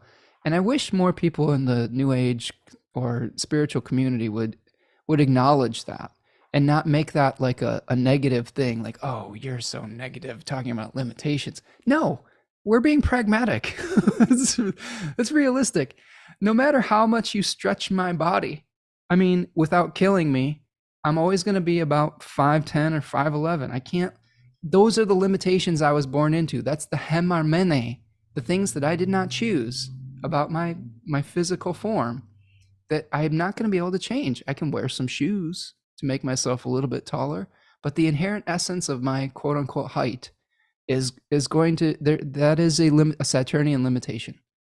And there's certain circumstances in our life that we would do much better to accept and surrender to rather than to continue to fight upstream against. It's not true for everything, and we have to be careful as to what we accept. But again, respect Saturn. Okay, like this is a really important lesson you learn as you start to get older, as you learn about your limitations and how to work within them rather than fight against them. Hannah Kuhari says the energy coming up with the moon regarding appreciation and desires may be a preview of what may be further explored when Venus retrogrades through his Decan square Uranus later this year. Oh, yes. For those of you who are not familiar, we are going to have a Venus retrograde starting in the end of July in the sign of Leo. It is going to be squared Uranus and Taurus, as Hannah is pointing out. So we may have some reevaluations of what we love, of how we create identity, of how we seek affirmation and acknowledgement. And, it might shake up our viewpoint of the world. It might shake up the view of how we, go through our daily habits and routines. But you know what? Venus goes retrograde once every 2 years or so. So, I mean, it's just part of the cycle. Don't fear retrogrades. Oftentimes, yes, things won't move as smoothly or as quickly as you want them to do, but they're part of a bigger cycle. This is Daddy Saturn talking here today. Sorry to be so saturated. But again, our subjective experience is often very, very, very, very limited. And every time I've looked back on my life where I was feeling upset about a delay or like a no, oftentimes it was just part of this bigger cycle that I didn't quite understand yet, that I didn't have clarity on yet. So I think that the Venus retrograde could be part of that as well. Steven says, my Saturn in Taurus has taught me the lesson to just show up. Saturn in the 6th. Yes, that's a great lesson, Steven. I mean, Saturn binds us to something, to mature. I also think Saturn is an equilibrium bringer because of its exaltation in Libra. Saturn, in the Orphic hymn to Saturn, they talk about reducing that, that which is excessive and increasing that which is lacking. It is, related to increase and decrease. So, there may be some things in our lives where your Saturn placement is, where you may have excessive attachments.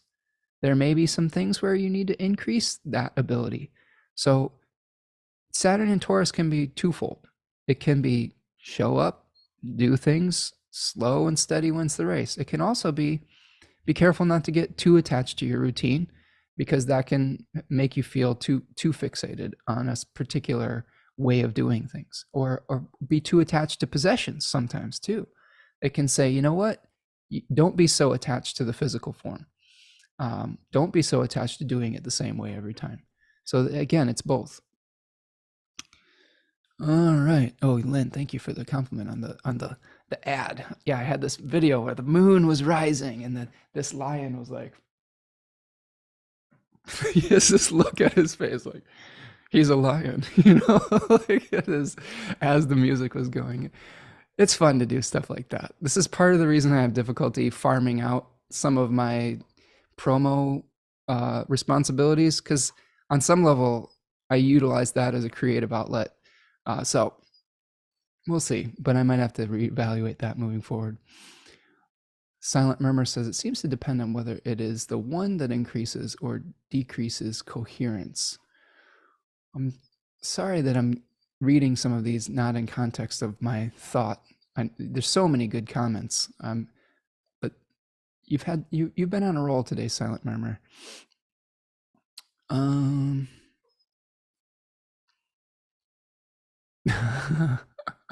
Rachel says the Spencer, the hoodie people might sponsor your podcast.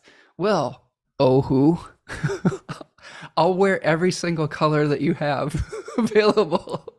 I already ordered like 4 of them, so send me the whole complete set, and I'll just wear them on the Spencer Michaud Astrology podcast and be like, look, this is the slim fit. This is a small, by the way. This is an American small, but an Asian medium, which I thought was interesting. They mark that specifically on the tag because it's made in Korea. It's a Korean-made company. Into the ocean of definitive meaning. Oh, Silent Murmur says we may have met through Austin Coppock. Really? What's your name? Reveal yourself.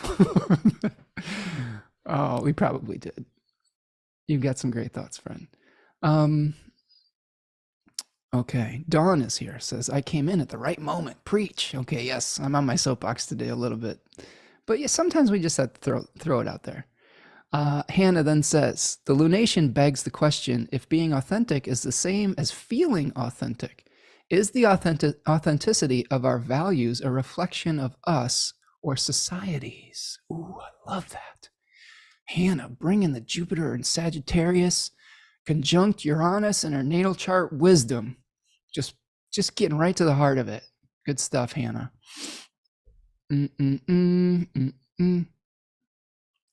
Okay. Oh yeah, thanks Remco for showing folks the direct link to the reel that I put out there. Yes, thank you.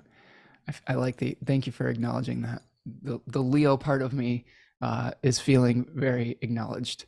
So, friends, do you think we did a decent deep dive and exploration? Are you feeling like we've gotten a fairly sense of completion with this?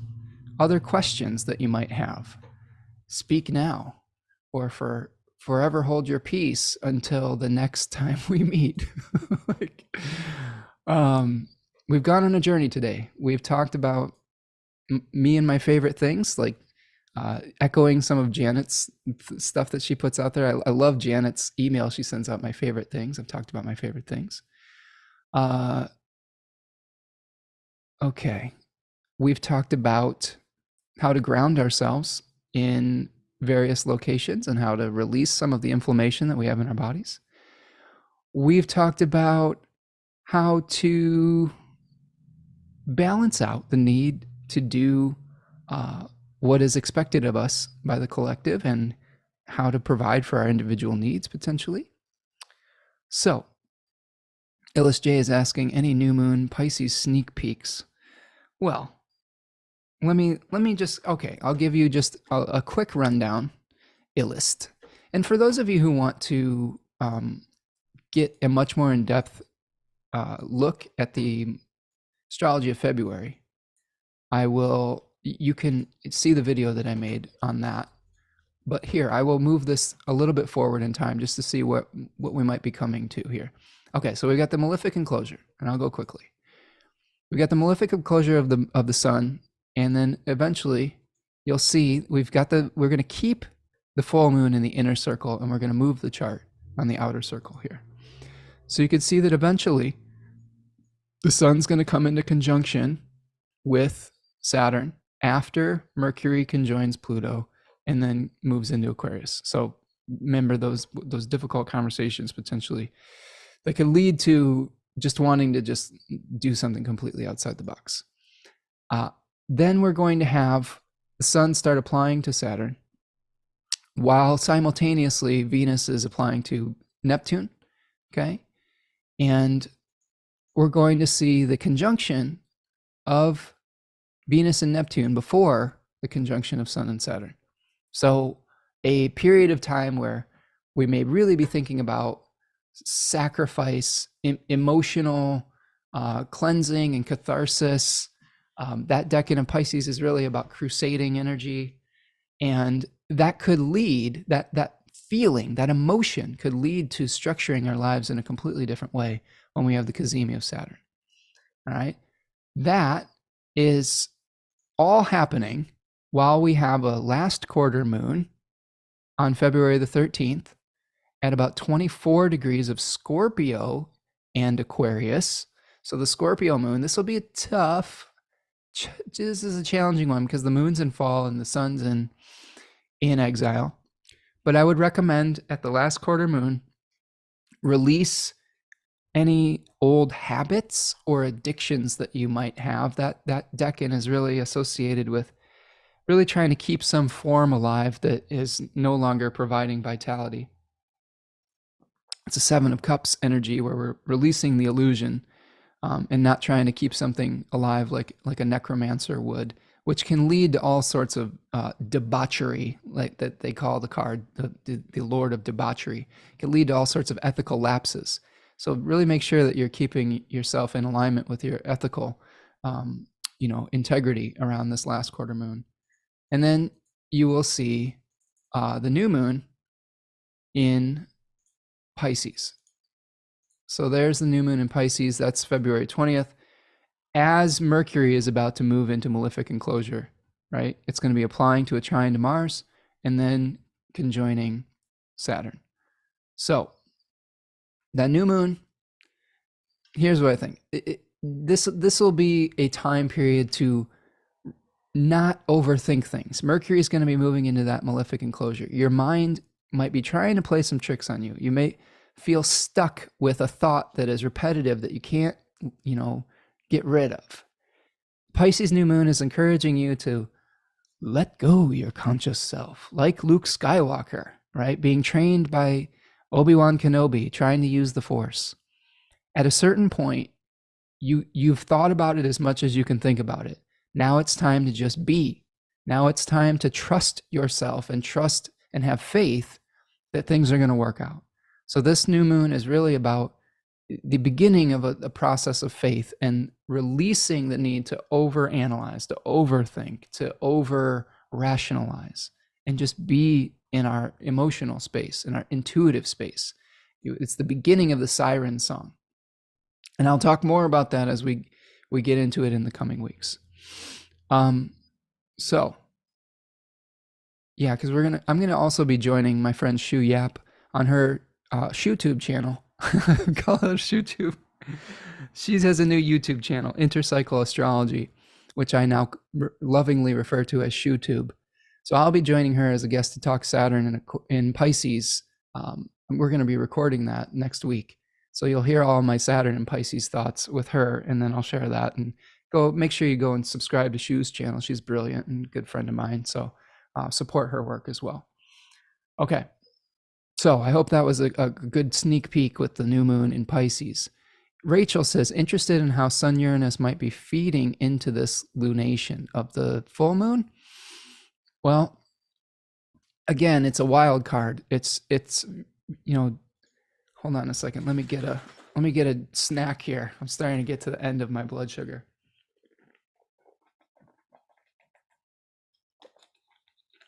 I love all these questions, and I could talk to all of you all day.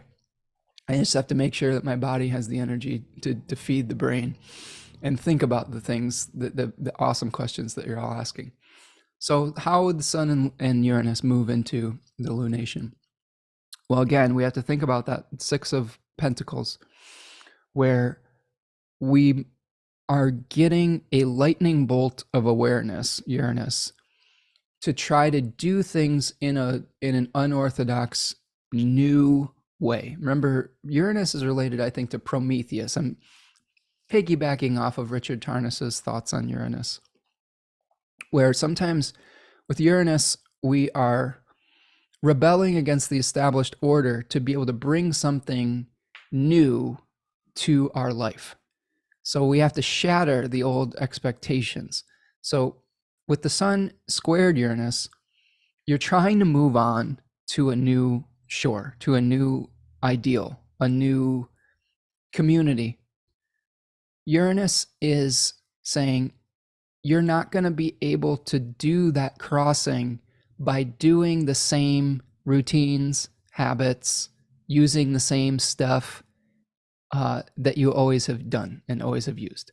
Here's an example. This hoodie was a Sun Uranus moment for me. For me, this is like Linus's blanket, right?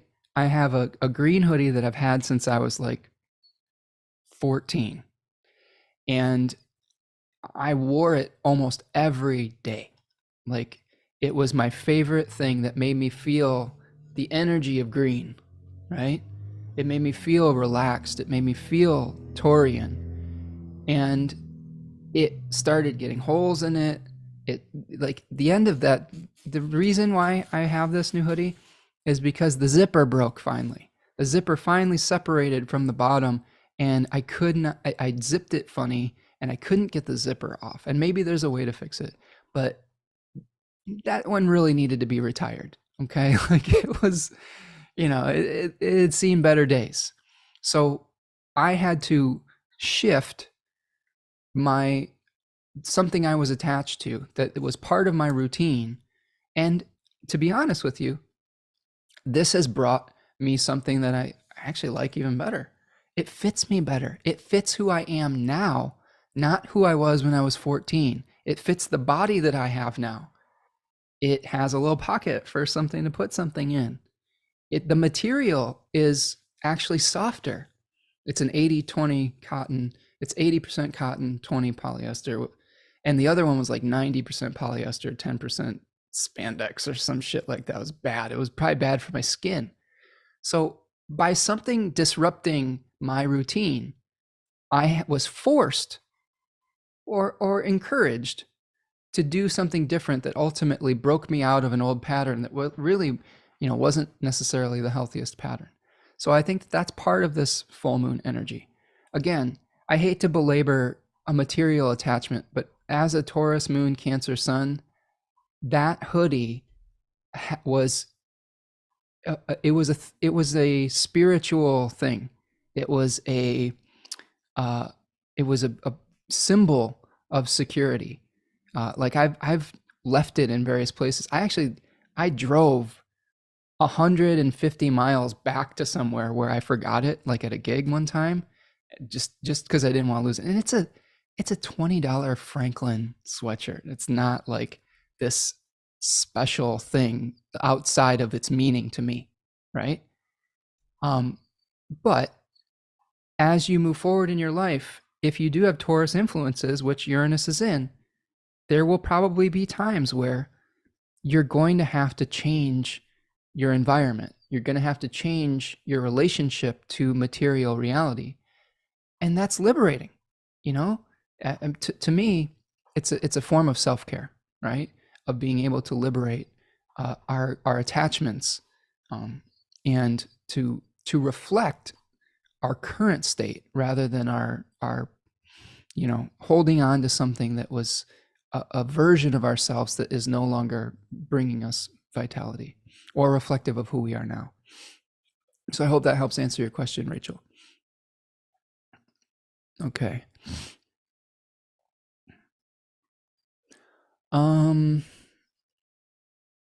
Let me see if there's any more questions here. I love this. Kate says I'm wearing an awesome hoodie dress. It's like -12 outside. What we're wearing is very Leo.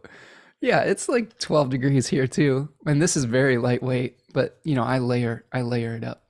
But I wanted something lightweight because I wear it inside and I didn't want to be too hot. Funny thing, I did buy a new green hoodie in the last 30 years, but it's very thick and it's like my winter green hoodie. So I'm like, this is like spring everyday green hoodie.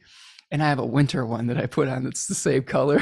I just layer up with. It's a creature of habit. I mean, for those of you who haven't seen, like on my Facebook page, I have this picture of myself at like 4 years old, where apparently I was just as stubborn back then, where you could see me, and it was on my birthday, and my birthday is in July, okay?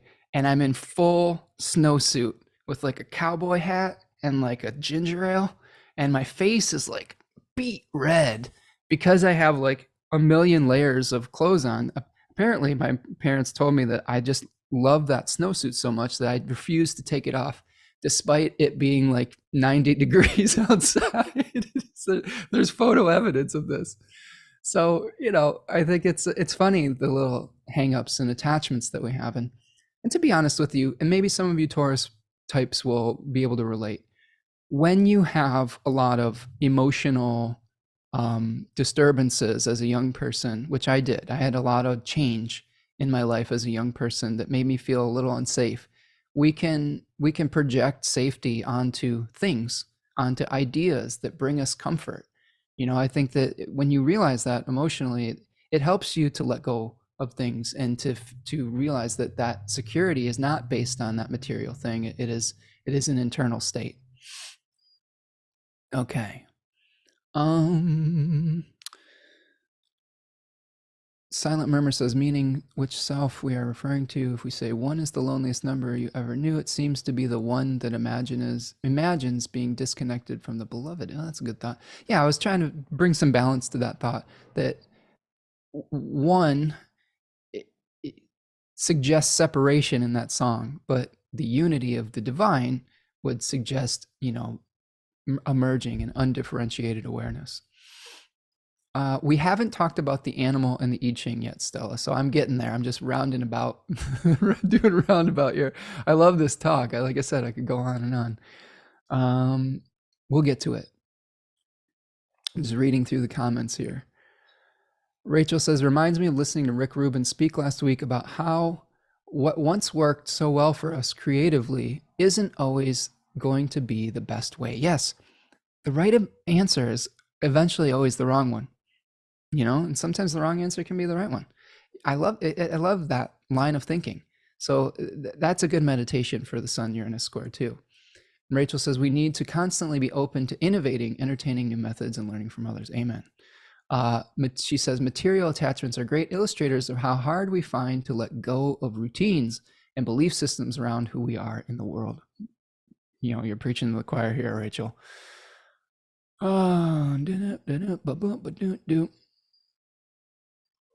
Okay, Come Alive Art Studios says Aquarius Ascendant, and we have decided to leave a family business after 20 years. Oh, wow. Okay, so you're having Saturn move through that first, and the Saturn Sun conjunction is going to be happening there, just redefining who you are potentially through that Saturnian cycle. So yeah, good luck with that. I know that's can be some stress too, but also probably very liberating. Okay. Stephen says, thank you, Spencer. You have so much wisdom at your age. I'm 52. Will be 53 on March 2nd. Oh, happy birthday, Stephen, in advance. Second, although my solar return March 1st. Well, thank you, Stephen. I try to, open myself up to whatever knowledge wants to come to me through books, through all of you, through the divine, and hopefully people are just benefiting from my process. I don't have it all figured out, but I have some enthusiasm for trying to, and I think that it's about the journey, and it's about the effort, and sometimes it's about not the effort, right? Sometimes it's about relaxing. So I appreciate that, friend. Rachel says they should definitely sponsor you. Your praise would be truly authentic. It is authentic. If I love something, I'll tell everyone about it. Okay, friends, let's wrap this one up with a bow. And that bow is the I-Ching in an animal spirit. So the I-Ching that I got for all of you today very much reflects the malefic enclosure of the sun, in my opinion. And that was number 12. Hexagram number 12 has 3 solid lines on top of 3 broken lines. And this is a blockage of the energy that likes to rise up towards the heavens, okay? So they call this hexagram standstill, stagnation, a blockage. This to me is the glass ceiling of Aquarius, right? Misfortune, disharmony, hindrance. But it's changing to hexagram 59, which relates to dispersion, disillusion, getting rid of egotism, finding a common purpose, melting the ice and clearing the blockages. The end of this lunar cycle is going to be Pisces season, where everything starts to melt into the oceanic sea of unity and oneness. It's fertile, okay? 2 changing lines. These are the translations from The Laws of Change by Jack M. Balkin, probably my favorite author on the I-Ching, although I have many authors that I like to read. They bear and endure good fortune for the petty. The great person accepts the standstill to achieve success. So this particular line talks about, petty people in the I-Ching's viewpoint are people that will come out of alignment with their integrity to achieve their personal aims and ends. So this is encouraging you to accept the challenges, to accept the stagnation for now, rather than fight against it, rather than compromise your integrity for the sake of movement. Okay? That's really important. Sometimes, again, the most enlightened action that you can do is to sit still, right? This is, for a short period of time and then to stretch.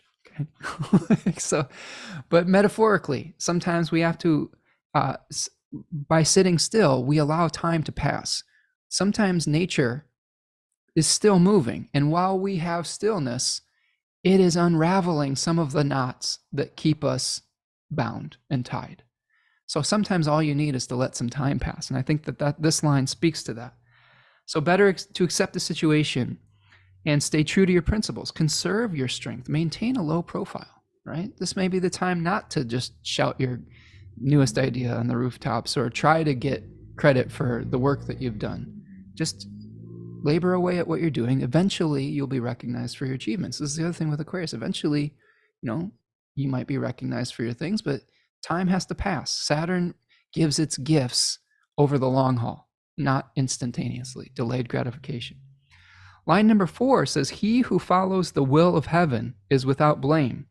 His comrades share in the blessing. So this line speaks to the stagnation eventually coming to an end. That change is happening, the change of nature that I just referred to. That new opportunities could be coming to you. It's important in this line, they say, to put aside selfishness for the right motions and motives to be the inspiration for your actions. And they specifically speak to collective benefit. This is one of I think the underlying ethos of the I-Ching, of the Tao Te Ching, of ancient Chinese sage civilization is the good of the whole, the good of the realm.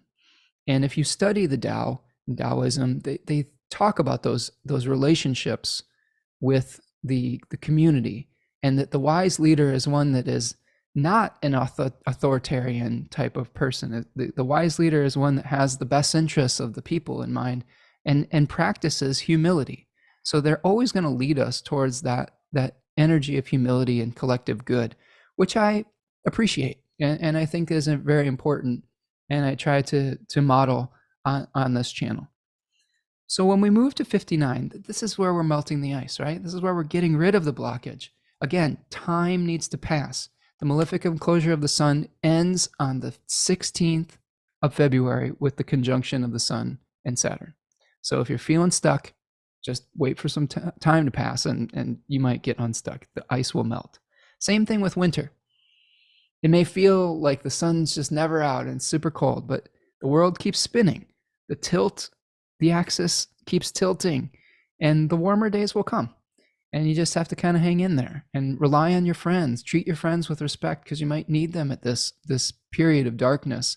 We might need to reach out to people and support one another during the difficult times at the end of winter. Sharing is important. Sometimes the stores that we had for winter, they don't always last throughout the entire winter. And that's where communal responsibility can come in, where we can help others that maybe through injury or illness or something don't have as much as we did due to our vitality and our good health. So check in on the people that you care about. Share your resources. Share your wisdom. Give your mom a call. Call your elderly neighbors in your neighborhood or something like that. You never know what people are going through, and sometimes just hearing from you could be the thing that makes all the difference. Okay. So the animal that I have for you is the dove. So the dove is a representation of peace, love, devotion, purity, surrender, and hope. So it's important to stay hopeful during this period of time.